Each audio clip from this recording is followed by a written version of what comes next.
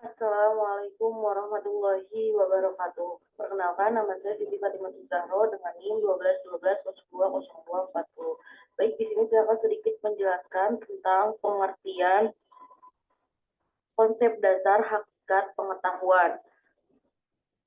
Pengetahuan berasal dari kata tahu. Dalam Kamus Besar Bahasa Indonesia, kata tahu memiliki arti antara lain mengerti, sesudah, melihat, menyaksikan, mengalami, dan sebagainya. Mengenal dan mengerti. Menurut Mubarok, pengetahuan merupakan dan segala sesuatu yang diketahui berdasarkan pengalaman manusia itu sendiri, dan pengetahuan akan bertambah sesuai dengan proses pengalaman yang dialaminya. Pengetahuan adalah suatu istilah yang digunakan untuk mengatakan apabila seseorang mengenal sesuatu.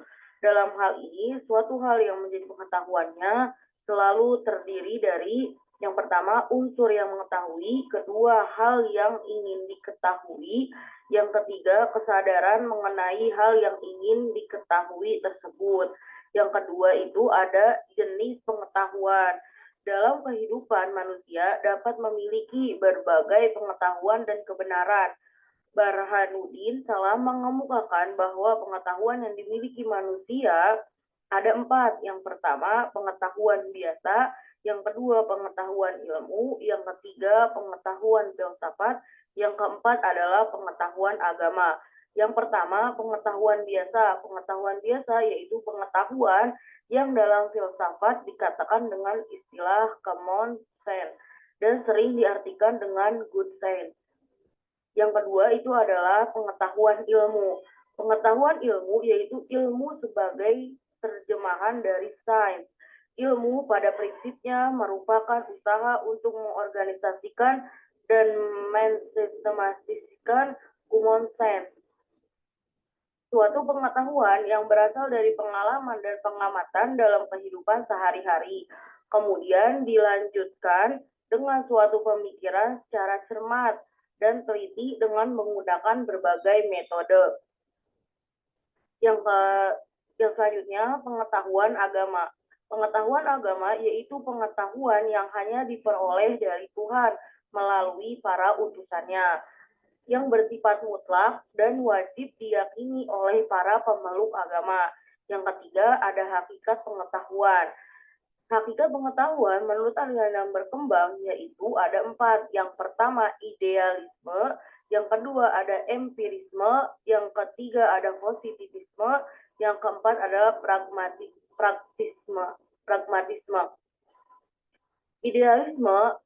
Para penganut aliran idealisme berpandangan bahwa pengetahuan adalah proses-proses mental dan psikologis yang bersifat subjektif. Oleh karena itu, pengetahuan tidak lain merupakan gambaran subjektif tentang suatu kenyataan. Yang kedua itu ada empirisme. Tentang asal-usul pengetahuan, para penganut aliran ini mengatakan bahwa pengetahuan berasal dari pengalaman indera. Tentang hakikat pengetahuan, mereka mengatakan bahwa pengetahuan adalah pengalaman. Yang ketiga itu ada positivisme. Kalau idealisme dapat dianggap sebagai kelanjutan dari rasionalisme, maka hal positivisme merupakan suatu perpanjangan dari empirisme. Yang selanjutnya ada pragmatisme. Tokoh-tokoh aliran ini diantaranya William James. Menurut aliran ini, hakikat pengetahuan terletak dalam manfaat praktisnya adalah bagi kehidupan. Menurut William James, ukuran kebenaran ditentukan oleh akibat praktisnya. Sedangkan menurut John, menegaskan bahwa tidak perlu mempersoalkan kebenaran suatu pengetahuan, tapi sejauh mana pengetahuan memecahkan persoalan yang dihadapi masyarakat.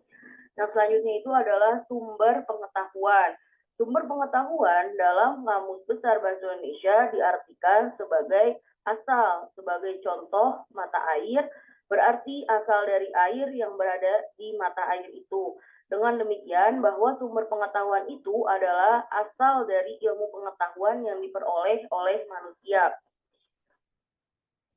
Ada beberapa macam mengenai sumber pengetahuan. Yang pertama ada akal sebagai sumber pengetahuan atau rasionalisme.